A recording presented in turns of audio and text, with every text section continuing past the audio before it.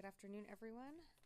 I do have quite a few items at the top, so if you'll just bear with me, and then I'd be happy to jump in and start taking your questions. So earlier this week, as you may have seen, Secretary Austin gave opening remarks yesterday at the Ukraine Defense Industrial Base Conference held here in Washington, D.C.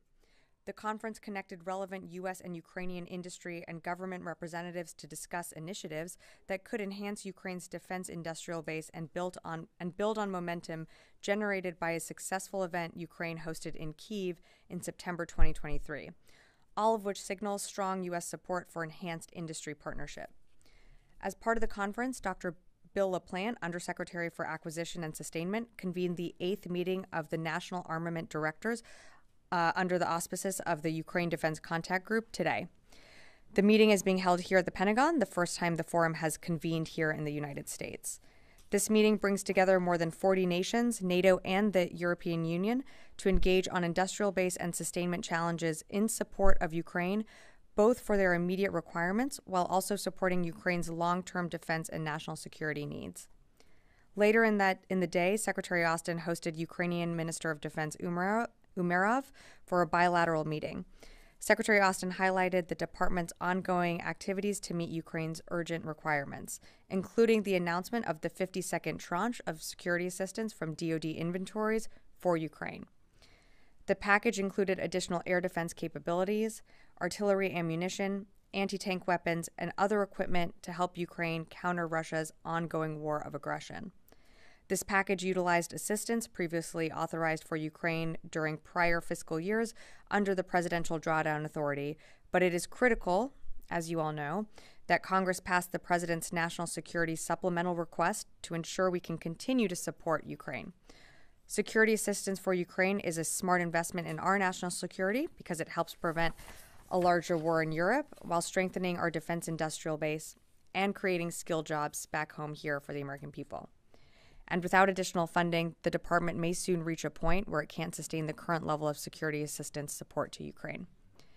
Also yesterday, the U.S. Air Force, Navy, and Marine Corps, in coordination with the department's V-22 Joint Program Office, announced an operational stand-down for all Osprey variants in the wake of the November 29th CV-22 mishap off the coast of Japan.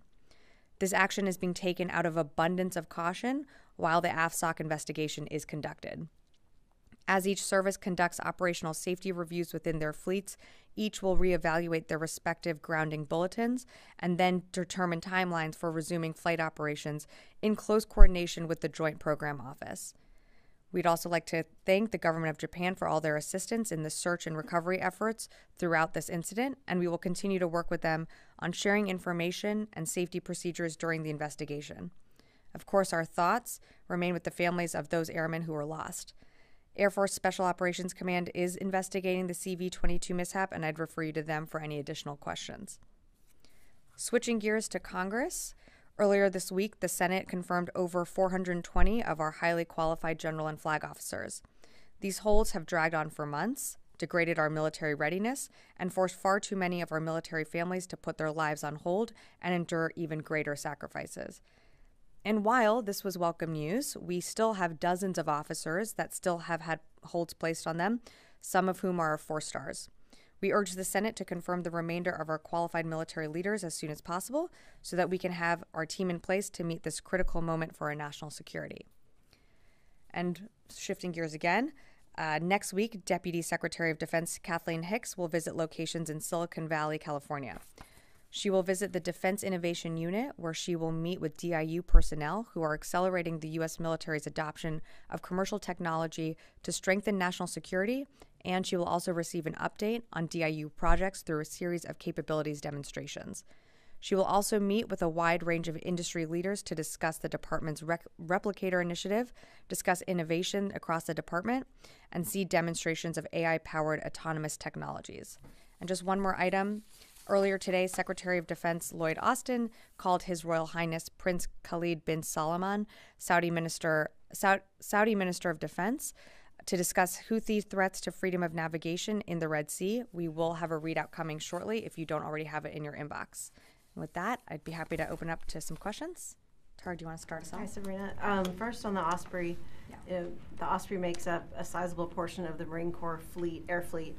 How is Marine Corps and Air Force and Navy going to mitigate the loss of access to this aircraft while this investigation is going on? Well, because it's something that they are instituting in terms of the stand down, I'd really refer you to them to speak to how they are managing this stand down and how it's impacting or not their own operations. So I'd refer you to them to speak to that. But is the Secretary concerned about a loss of this many aircraft at once with so many things going on? The Secretary fully supports the services, and they're out of the abundance of caution to stand these aircraft down. This is something that we've done before. Whenever there is a mishap that a service feels needs either more investigation or just out of an abundance of caution, there have been stand downs of fleets before of other platforms. And so the Secretary, of course, supports the service's decision to do that. And again, I'd refer you to the services regarding their details on the pause of operations. And then the Pentagon for more than a year has been trying to stand up a flight safety office where all of this data is supposed to go to be able to look across services, see trends. What's the status of that office, and is it looking into this incident? I don't have a status update on the office, but as I mentioned in the beginning, we do have the Joint Program Office for this platform that is coordinating with the services and other customers who use the Osprey. So that is something that is, a connecting office that is coordinating across the services and to our allies and partners. But I don't have an update for you on that particular office at this time. It's supposed to be a Deputy Secretary of Defense level to really elevate flight safety, and when concerns are raised by maintainers or units, elevate them to a point where you get a very high level of visibility. But it's been more than a year since the office was supposed to be up and running. Yeah. So again, I would say that, as you know, the Secretary takes safety and security as one of his top priorities. The services are, out of an abundance of caution, again, putting a pause on this platform. I don't have an update for you on that particular office, but it's not to say that safety and security of our service members is not a concern. That's exactly why you're seeing the Navy, the Marine Corps, and the Air Force do what they are doing. But I'd refer you to them to speak to more details on that. Yeah, thanks. Laura. Yeah, can you please give us an update on the attacks in Iraq and Syria? How many have we had? How many injuries have there been altogether? And have there been any more incidents in the Red Sea since yesterday? So in terms of any other additional instances or attacks since yesterday, I'm not tracking anything that's occurred in the Red Sea or at any of our bases. I believe as of today, there have been approximately 78 attacks on our bases, but I don't have anything that's happened within the last 24 hours. Does the department assess that there's been a slowdown in the attacks in the last couple days, a week or so? Well, I mean, and I feel like I was asked this question a few weeks ago when there was, an uptick in attacks, and yet we do have a day or two that will go without any attacks. So it's really hard to say. I would direct you to the forces, these hostile militant groups that continue to attack our coalition forces and our troops in Iraq and Syria, on why they are, doing what they're doing and when they decide to do it. But in the last 24 hours, we haven't seen any attacks on our forces. Should that change, of course, we would let you know. But that's the latest that I have as of right now when I'm standing up here. And just on the injuries, the number of injuries. Oh, I'm sorry. As of I would say December 4th, it's still about 66 of our folks who have received non-serious, non-life-threatening injuries, all who have returned to work. I know you'll probably ask about TBIs, but I just don't have an update for you on that at this time. Thank you. Janie. Thank you, Sabrina. The United States indicted for Russians for war crimes. Is this just because they started the war in Ukraine? Yeah, that's something that I saw the Department of Justice announce yesterday. I'd direct you to them for more information. Have any name of those people? I don't. Was Putin included in this? Again, I would direct you to the Department of Justice who launched or who announced that yesterday. I just don't have more information on those names. One more? Sure. Okay. the United States Space Force Command announced that the possibility of destroying North Korea's military satellite. And when do you think that time will be coming? I'm sorry, I have not seen that report, but I don't have anything for you on that. I'm going to go to the phones here. Idris, Reuters. Hey, Sabrina. There have been a number of reports in the past couple of hours about the killing of the Reuters journalist Assam Abdullah and injuring of other journalists in Lebanon in October. And one of the stories from Reuters says definitively that an Israeli tank was responsible for firing 2 shells that killed Assam.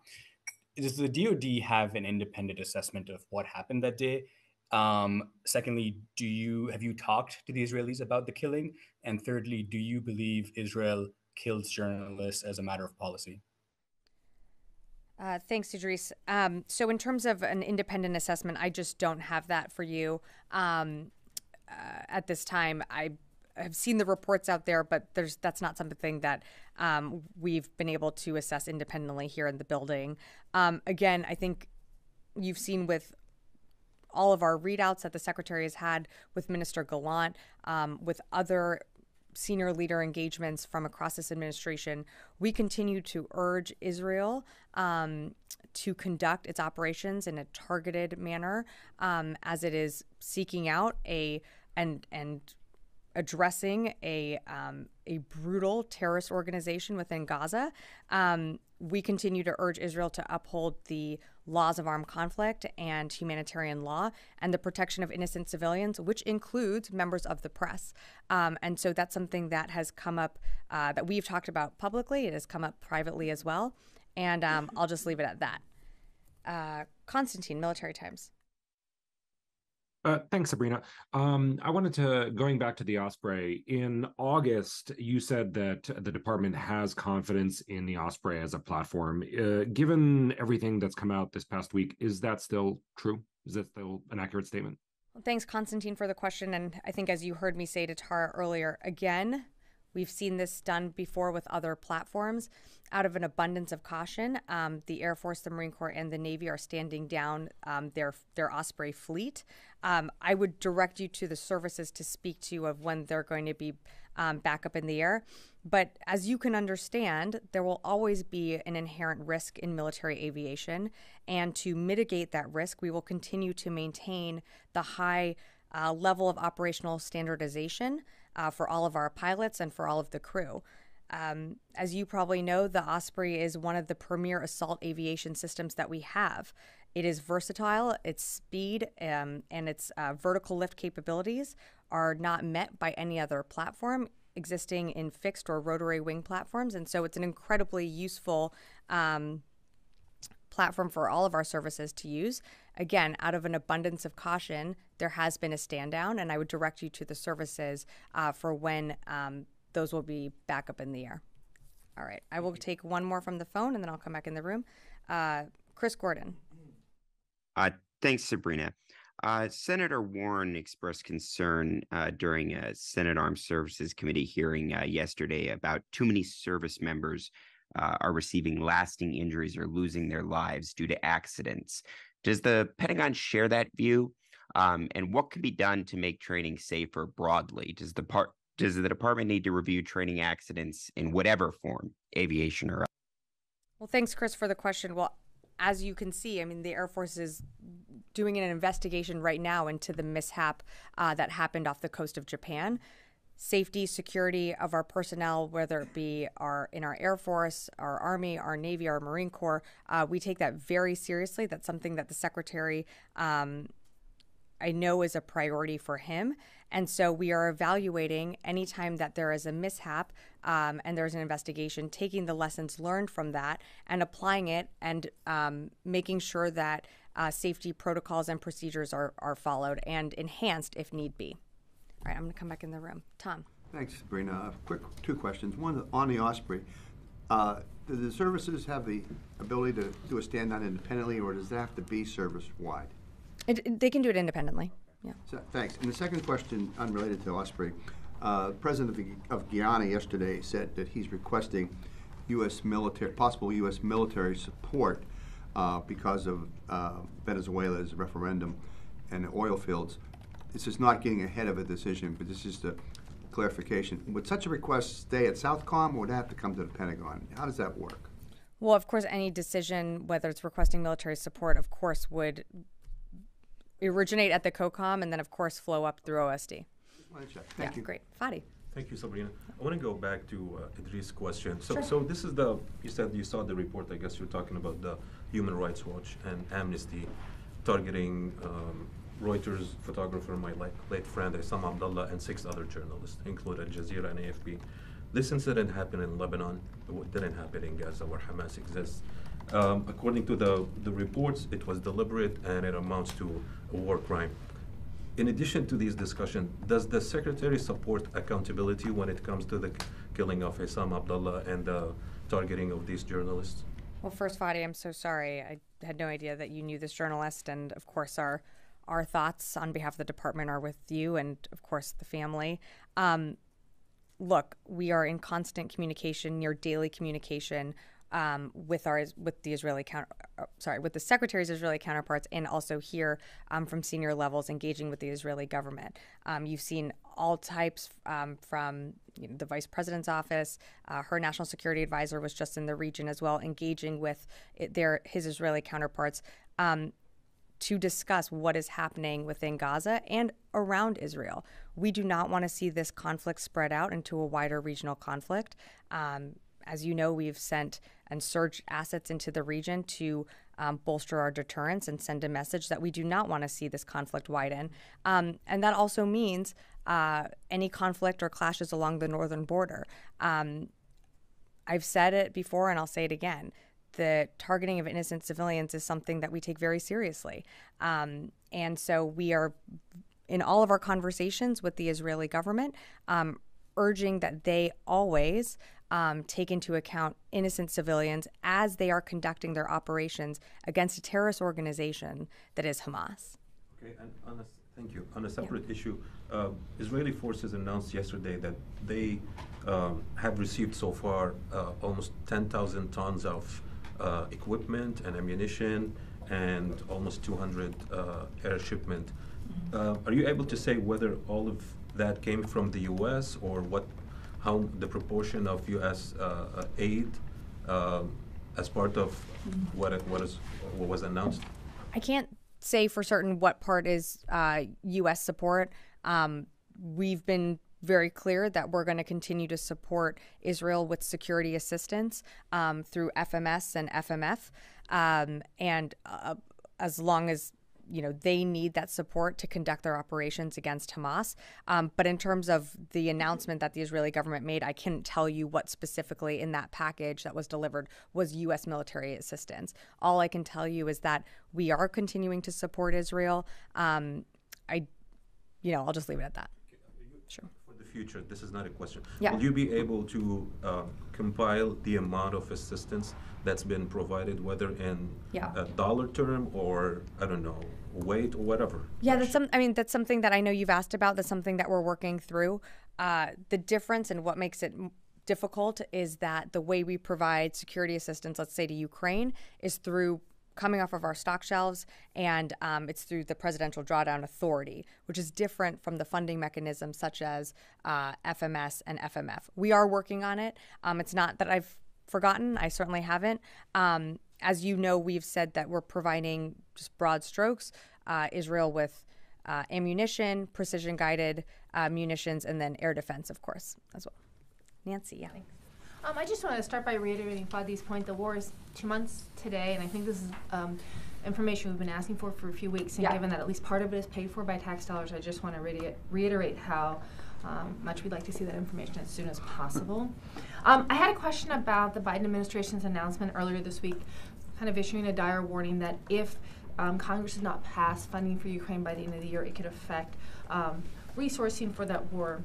Some Republicans are saying that the situation is not as urgent as the administration has presented it because there's at least $1 billion in funds, and given the pace of funding or weapons that have been provided so far, that money can stretch out for a bit of time.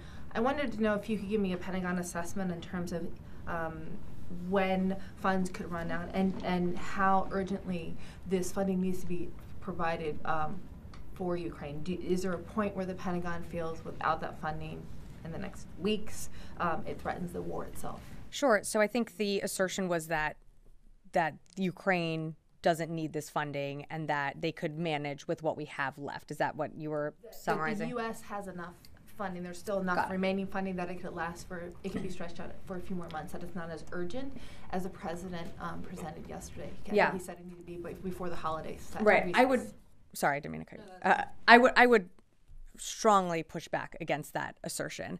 The biggest problem that we are running up against is we don't have enough money to backfill our own stocks, which means we don't have enough to continue to supply Ukraine with what it needs, because it is our weapons, our capabilities, our systems being pulled off our shelves and being shipped over to Ukraine. And so if we can't backfill, that's going to also impact our own readiness, which means that's going to impact what we can provide Ukraine.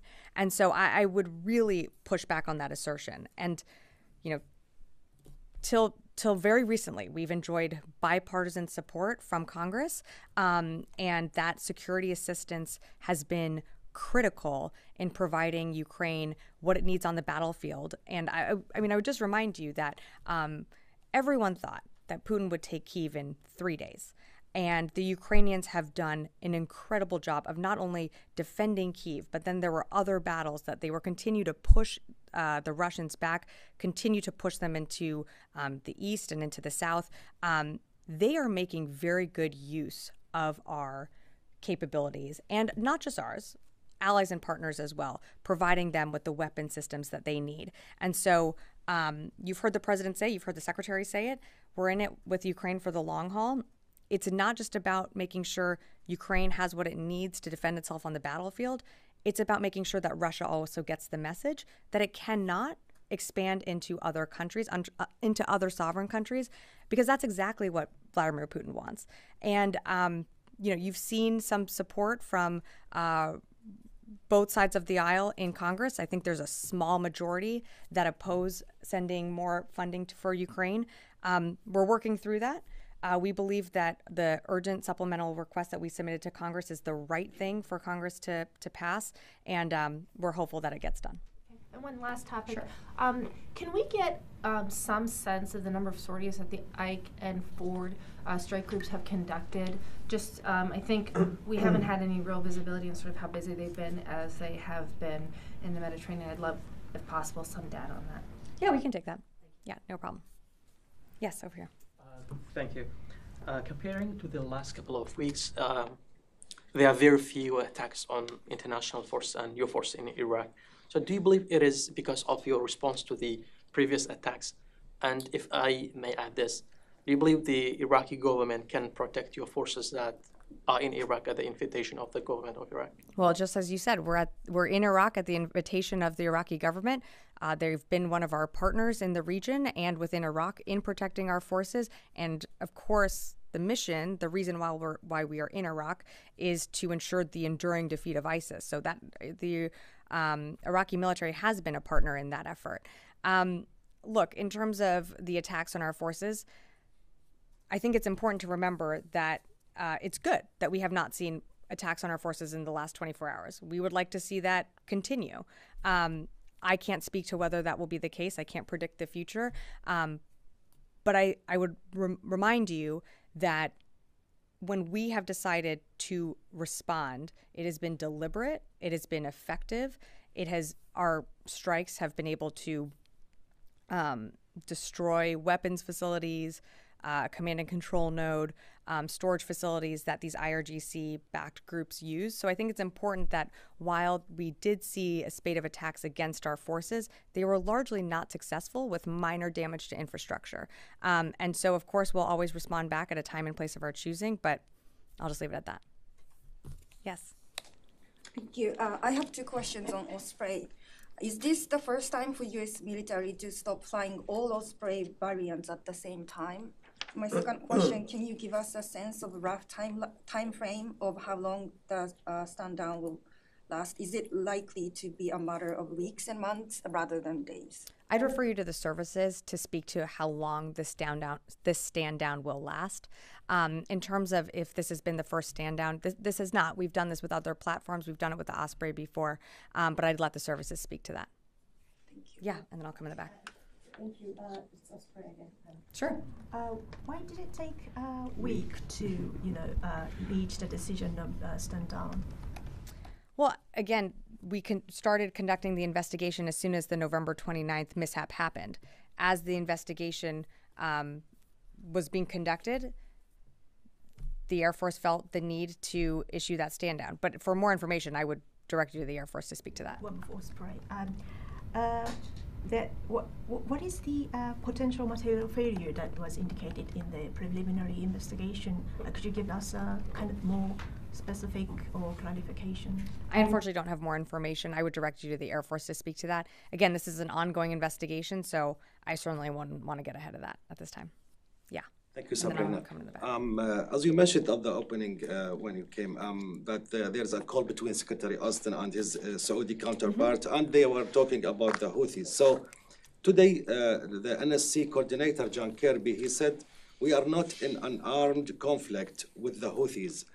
So does the DOD share with Mr. Kirby this view? You are not in a war with the Houthis, and how so though you can prevent this conflict from widening and escalating? Yeah, absolutely. We share that view. We're not in an armed conflict with the Houthis. We have seen drones and missiles shot from Houthi-controlled areas within Yemen, not necessarily targeting our ships, but of course targeting most likely commercial vessels that are transiting through the Red Sea.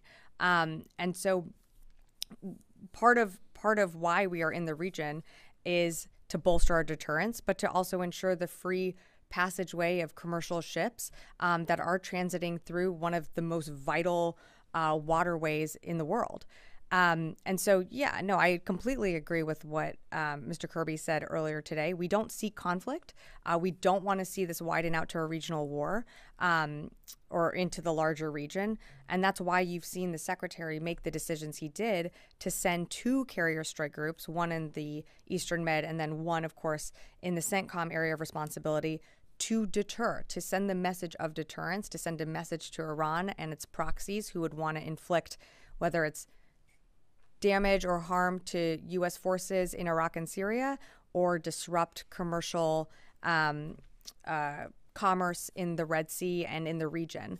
So that was a very deliberate decision by the Secretary.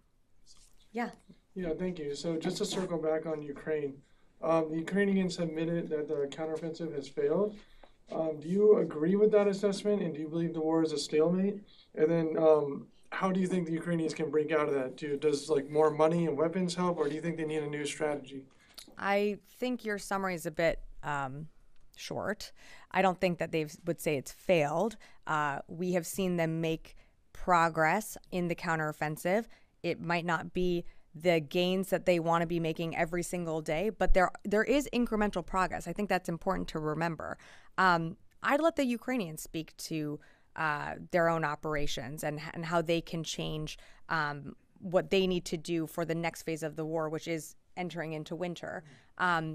We have provided them the training, the equipment, the support that they need to be successful. And we feel very confident that they will be successful. And part of that is also invigorating their defense industrial base, which is why you saw the Secretary speak at Commerce just yesterday about the need for industry to partner with Ukraine so they can have a robust defense industrial base as this war continues. But I would let the Ukrainians really speak to their own operations and characterize what they see as successful in the battlefield. Would you agree the war is a stalemate right now? I would let the Ukrainians speak to their own operations. Again, we feel confident that they have what they have what they need to be successful on the battlefield. Great. I saw a question over here, and then I'll wrap it up. I have 2 questions on the Middle East. The first is the U.S. sanctioned 13 individuals and entities that are funding the Houthis in Yemen.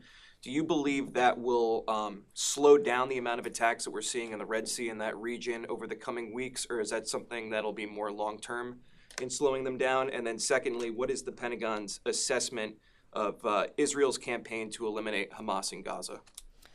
So in terms of I think you're referring to sanctions that were issued by the Department of Treasury. I would direct you to them to speak more to the sanctions that were placed on those 13 individuals.